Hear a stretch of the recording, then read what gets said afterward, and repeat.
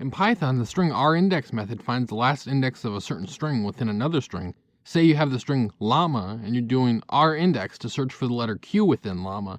Since llama has no q, rindex would throw a value error. Staying on llama, what happens if you're searching for a string that occurs multiple times within the same string?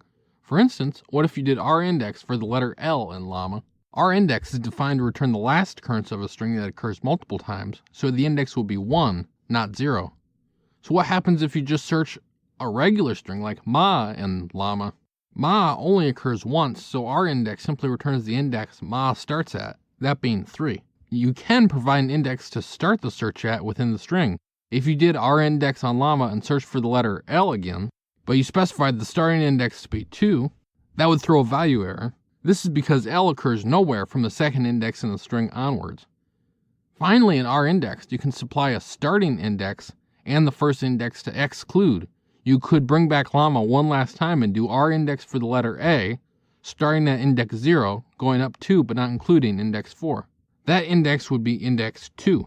Even though rindex returns the last occurrence of the string, within the range of 0 to 3, A only occurs once at index 2.